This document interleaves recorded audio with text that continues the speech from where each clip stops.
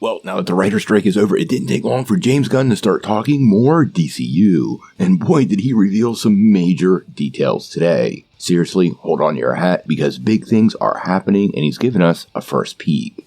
Well, I have to say, I wasn't really expecting a huge DCU news day, but boy, James Gunn does not disappoint. Earlier today, he responded to a lot of questions on social media and gave us some pretty interesting insight into what's going on in the upcoming DCU. He's clarified some major details, including what's canon, what's not, why certain character actors are going to be part of the new world, and even given us some insight into who's confirmed to be part of the new universe. But more importantly, who's not. Now, all of this kicked off earlier today on Twitter, when he was asked a very specific question about canon and where the new DCU movies start, and his response was super telling and really pulled back the curtain. Now, in the initial response, he said, "Nothing is canon until Creature Commandos next year, a sort of aperitif to the DCU. And then a deeper dive into the universe with Superman Legacy after that. It's a very human drive to want to understand everything all the time, but I think it's okay to be confused on what's happening in the DCU since no one has seen anything from the DCU. Now, this is once again James Gunn clarifying, yes, the DCU timeline does not start until Creature Commandos. That means every existing property right now is not part of the DCU, and none of the existing movies are what you would call required viewing to move forward.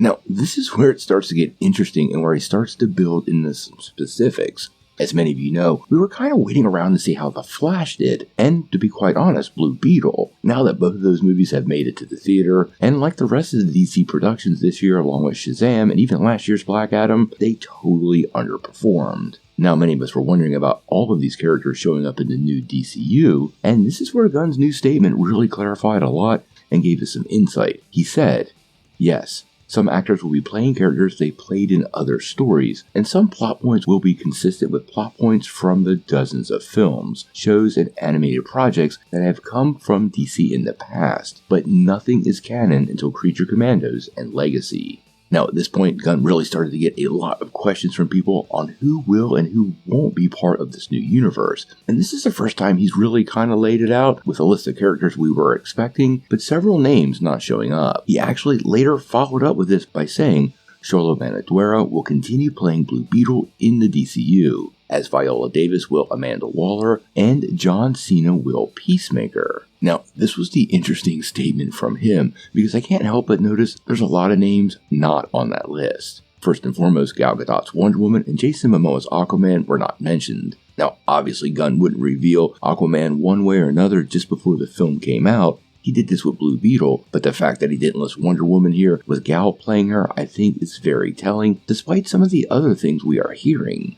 Obviously, there's a lot of other DC characters he could bring back, such as Margot Robbie's Harley Quinn, but it appears to me he likely is cleaning the slate, and a lot of the core pillars of the DCU are going to be recast, and all of these characters are on James Gunn's list of pillar characters, so I suspect we're going to see new faces.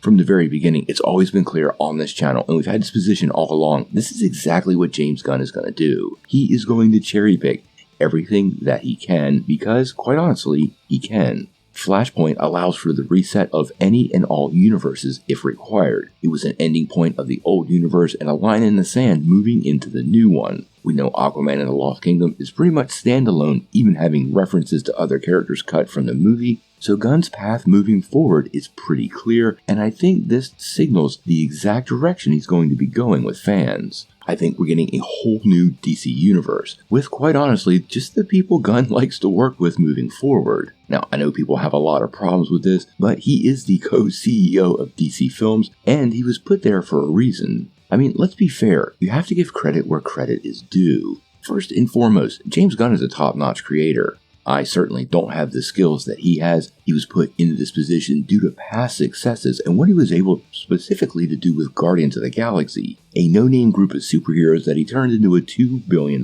franchise. It's also very hard to judge what's going on. Remember, this is a 10-year plan, and the pain from removing a lot of these old characters and readjusting this DC universe, well, we won't know what that feels like truly until about 2 years at best, more than likely 3 or 4 years into the process. Him keeping or not keeping characters or actors as part of the longer term plan, I will admit can be problematic. but it is a can that has been kicked way down the road. We do have Waller coming up shortly after Superman Legacy, which is still 2 years away, meaning Waller might be 3. So how far does that put Peacemaker Season 2, 3 or 4 years away, and a new Wonder Woman project 5 years plus? There is plenty of time for fans to kind of get used to this whole new world, and that will definitely reduce confusion. I think people should be pretty excited that Gunn is finally pulling back the curtain a little bit and giving us a clear look at what's going on behind the scenes and the intentions that he has. I know DC Studios and Warner Bros. Discovery have been playing coy with this all along, hoping to turn some profits out of the movies for 2023, and now that it's pretty clear all of them are going to flop, my prediction is Aquaman will probably flop too. Well, they're now simply moving on to what the plan has been all along. They just weren't sharing it with anybody who might buy a ticket. Truthfully, we won't know anything until we get a look at Creature Commandos, and my prediction is, by the time Superman Legacy comes out, people really won't care anymore. But we'll have to wait and see.